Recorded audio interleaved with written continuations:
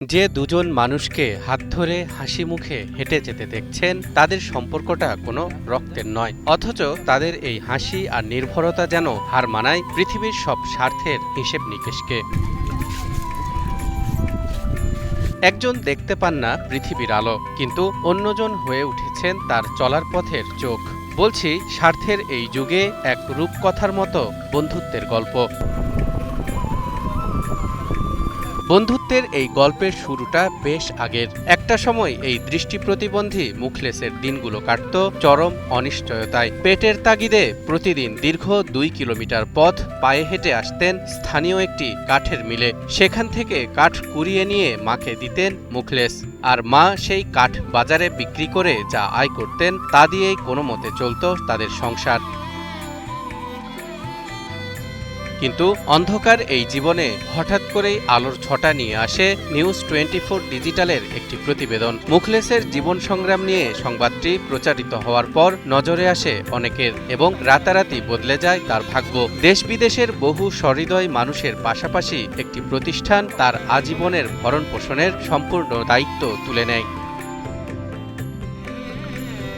বর্তমানে সংসারের অভাব দূর হয়েছে, এখন আর কাঠ কুড়ানোর প্রয়োজন নেই মুখলেসের। কিন্তু যে কাঠ মিল থেকে তার সুদিনের শুরু, সেই মিলের পথ তিনি আজও ভোলেননি। তাই তো প্রতিদিনই তিনি সেখানে ছুটে আসেন, তবে জীবিকার খোঁজে নয়, আসেন তার শৈশবের বন্ধু ওই মিলের মালিক মোহাম্মদ শিলুর টানে। বন্ধু, সে আমার সমবয়সী, আমার বন্ধুর রকম, সে তাকে ভালোবাসি। সে ভালোবাসার টানে সে আমার মিলে প্রতিদিন সকালবেলা আসে, সন্ধ্যাবেলা যায়। বইয়ের পাতা বা সিনেমার পর্দা নয়, অভাবনীয় এই বন্ধুত্বের গল্পটি বাস্তবেই রচিত হয়েছে চাঁপাইনবাবগঞ্জের ভোলাহাট উপজেলার তেলিপাড়া গ্রামে। সমাজে যখন প্রতিবন্ধী মানুষদের অনেকেই এড়িয়ে চলেন, তখন শিলু আর মুখলেসের এই অবিচ্ছেদ্য বন্ধন অবাক করেছে পুরো গ্রামবাসীকে। মুখলেস এবং শিলু চাচা, এরা দুজন অন্তরঙ্গ বন্ধু। এক জায়গাতেই বাসা, ছোটকাল থেকে, বাল্যকাল থেকে তাদের বন্ধুতালি। যেখানে যে কোনো অনুষ্ঠান হয়, যেখানে যায় মুখলেসকে সঙ্গে করে নিয়ে যায়। আমাদের উঠে দাঁড়াতে হবে। স্পিড, সকল অন্যায়ের বিরুদ্ধে রুখে দাঁড়ানোর এনার্জি পার্টনার। ব্যবসার শত ব্যস্ততার মাঝেও বন্ধুকে সময় দেওয়া, তাকে নিয়ে ঘুরতে বের হওয়া শিলুর দৈনন্দিন অভ্যাসে পরিণত হয়েছে। সারাদিন তারা যেন একে অপরের ছায়ার মতো।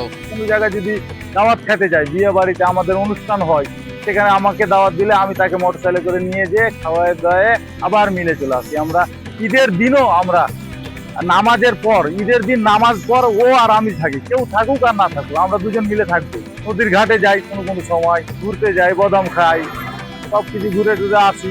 ডিজিটাল এই যুগে যখন মানুষ ক্রমেই আত্মকেন্দ্রিক হয়ে পড়ছে, তখন ভোলাহাটের এই দুই যুবকের বন্ধুত্বের ভালোবাসায় অবাক সবাই। তারা প্রমাণ করছেন নিখাত বন্ধুত্ব কখনো চোখের আলো খোঁজে না, খোঁজে কেবল হৃদয়ের টান। শিলু আর মুখলেসের এই অটুট বন্ধন বেঁচে থাকুক আজীবন, এমনটাই প্রত্যাশা সবার। শিলু ভাই এবং মুখলেস আমার কাকা বলি, তাদের যে ভালোবাসাটা, প্রকৃত ভালোবাসার ভিতরেও তেমনটা হয় না, যেহেতু আমরা অন্ধ মানুষের সাথে উঠা বসা করতে চাই না। তাদের যে ভালোবাসা, শিলু ভাই এবং মুখলেস শ্বশুরের যে ভালোবাসা, তাদের দেখে অনেক কিছুই শিখার আছে।